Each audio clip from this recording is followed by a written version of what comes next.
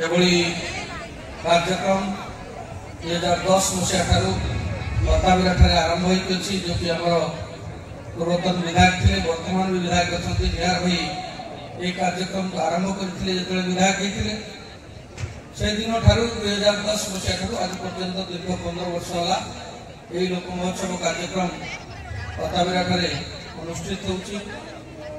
एठारे जो मंच होइछि निश्चित भाव में आपण माने जानिथिबे मुतनुआ ये पोखरीटा बंधटा को पुतिकी जेतले बढ़िया भाव में तैयारी चलते निश्चित आगामी दिन में ये आपण तो स्थानीय विशेष कर बताबिरा पई एटा गुटे लोक महोत्सव नुहे सांस्कृतिक कार्यक्रम बहुत प्रकार कल्चरल एक्टिविटी हेबो आपण माने रास्ता ऊपर एनएच ऊपर जो काम करथिले फंक्शन करथिले निश्चित भाव में एटा गुटे उपाध्याय हो एवढी जो कार्यक्रम नै चलती मो सेति पई स्थानीय अंचल समस्त को विशेष करी प्रशासन अधिकारी तथा विधायक को भी कृतज्ञता जनाऊँ आपण मैंने गोटे सुंदर पदक्षेप लेकिन डेभलप कर जलाशय को किसम परिवर्तन कले निश्चित भाव में आपण मान काम तथा खाली तैयार महोत्सव नहीं अन्य कार्यक्रम उपकृत हो पार आपण मैंने जानी कला संस्कृति जो बरगढ़ जिले में तैयार महोत्सव चलता समग्र में तैयार को आपण मैंने बताबिरा अंचल को नहीं आछन यार एभली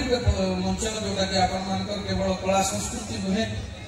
आपण मानकर गारिमा विशेष कर जेतु गोटे चाषी प्रधान अंचल बताबिरा को कहबे केवल चाष ही हमर ओडिसा हाथहंडी होची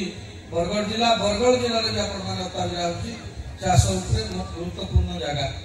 तेणु यदि कहबे हमर पश्चिम ओडिसा विभिन्न कला संस्कृति नेकी आपण माने जो एभली मंच प्रस्तुत कर दीर्घ दिन वाला निश्चित भाव में आपण अंचल कलाकार कला प्रतिभा माने निजे सम्मानित हवा संगे संगे स्थापित हवा संगे संगे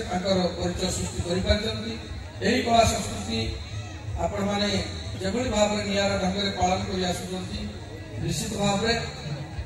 लोक महोत्सव है अंचल आगामी दिन में राज्य स्तर मान्यता पाइब जेहेतु दुर्गा पूजा परिचय सृष्टि आसी जो आयोजक बंधु मैंने दीर्घ दिन आयोजन कर कार्यक्रम को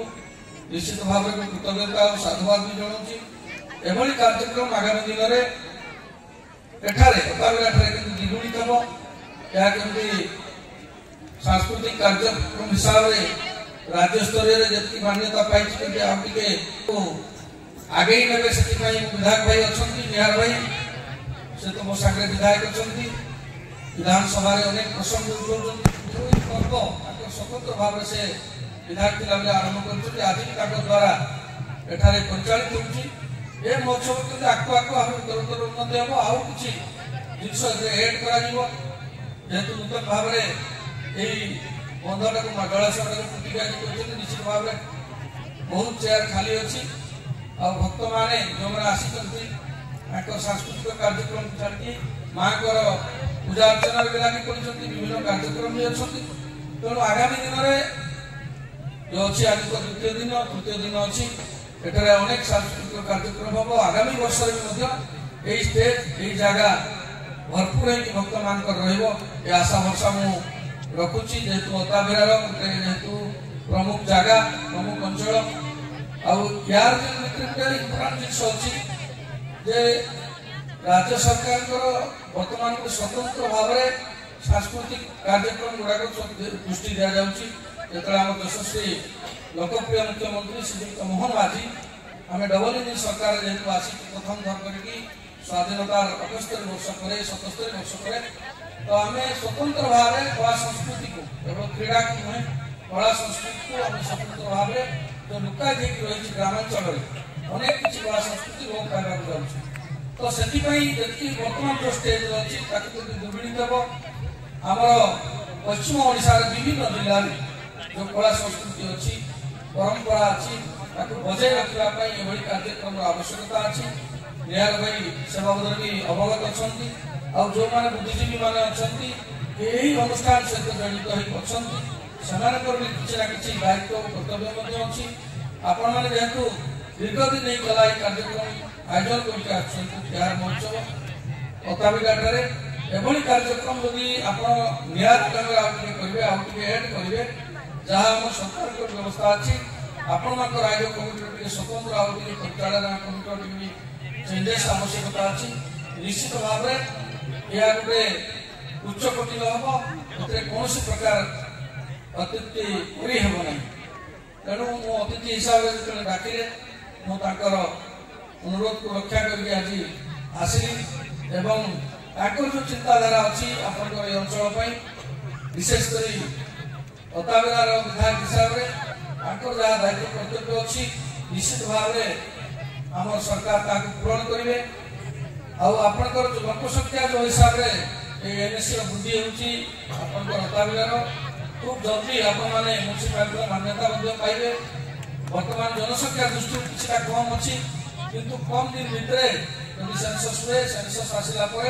जनसंख्या जदि 20,000 पाखा हो 20,000 टपिक निश्चित भाव में आपण मैंने म्यूनिसिपालिटी भी मान्यता पाइपर आप सब सुविधा सुजोग भी पाइपर तेणु मु आज यही मंच को आसिकी निजक गर्वित अनुभव करुच्ची आपण जो एकता आपण भल पाइबा एभली भाव में रहू आगामी दिन में जेकोसी कार्यक्रम आपण मैंने मत डाकिबे कि विधायक भाई आम निहार भाई